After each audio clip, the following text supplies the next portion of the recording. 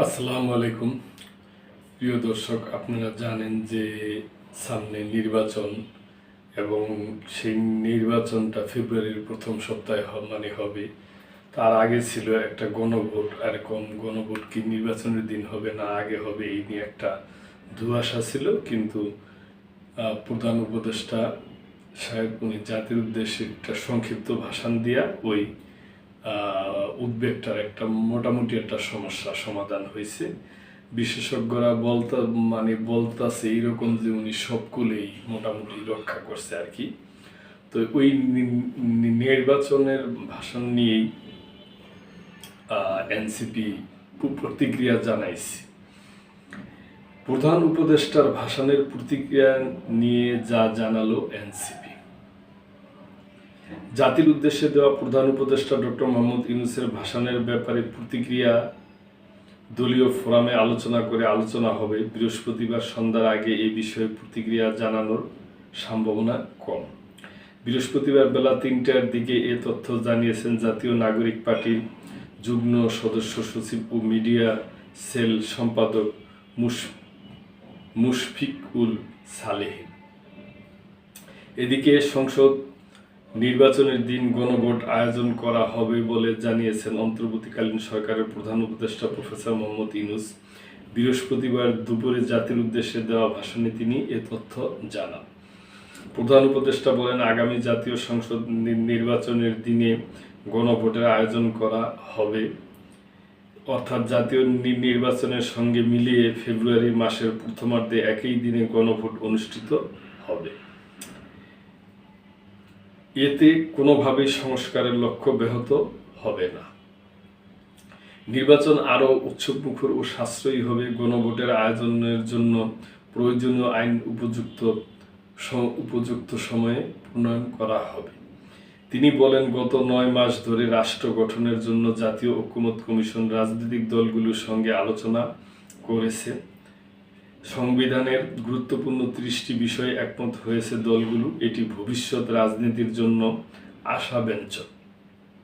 এজন্য কমিশন ও রাজনৈতিক দলগুলোকে ধন্যবাদ জানাচ্ছি। ডক্টর ইউনূস আরও বলেন, জুলাই সনদের আলোকে আমরা গণভোটের ব্যালটে উপস্থাপনীয় প্রশ্ন নির্ধারণ করেছি। আমি প্রশ্নটি এখন আপনাদের সামনে পাঠ করে শোনাচ্ছি। প্রশ্নটি এরকম হবে, আপনি কি জুলাই জাতীয় সনদ বাস্তবায়ন আদেশ 2025 এবং জুলাই জাতীয় সনদে লিপিবদ্ধ সংবিধান সংস্কার সম্পর্কিত নিম্নলিখিত প্রস্তাবগুলোর প্রতি আপনার সম্মতি জ্ঞাপন করেছেন? ক, নির্বাচনকালীন সময়ে তত্ত্বাবধায়ক সরকার, নির্বাচন কমিশন এবং অন্যান্য সাংবিধানিক প্রতিষ্ঠান জুলাই সনদে বর্ণিত প্রক্রিয়ার আলোকে গঠন করা হবে। খ, আগামী সংসদ হবে 2 কক্ষ বিশিষ্ট।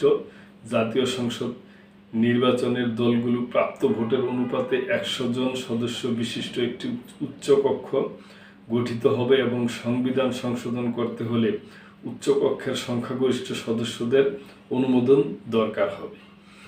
গ, সংসদে নারীর প্রতিনিধি বৃদ্ধি, বিরোধী দল থেকে ডেপুটি স্পিকার ও সংসদীয় কমিটির সভাপতি নির্বাচন, প্রধানমন্ত্রীর মেয়াদ সীমিতকরণ, রাষ্ট্রপতির ক্ষমতা বৃদ্ধি, মৌলিক অধিকার সম্প্রসারণ, বিচার বিভাগের স্বাধীনতা ও স্থানীয় সরকার সহ বিভিন্ন বিষয়ে যে 30টি প্রস্তাবে জুলাই জাতীয় সনদ রাজনৈতিক দলগুলোর ঐকমত হয়েছে সেগুলোর বাস্তবায়নে আগামী নির্বাচনে বিজয়ী দলগুলো বাধ্য থাকবে।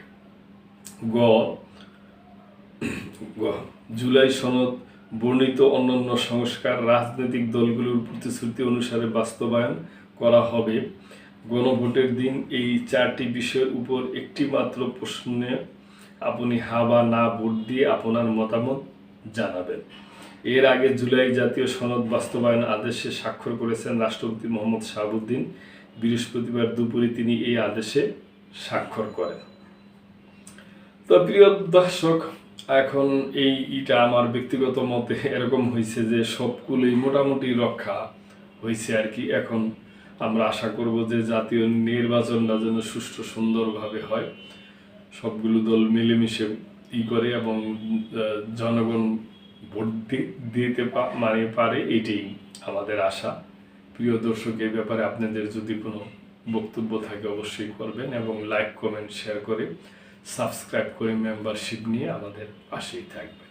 আল্লাহ হাফেজ।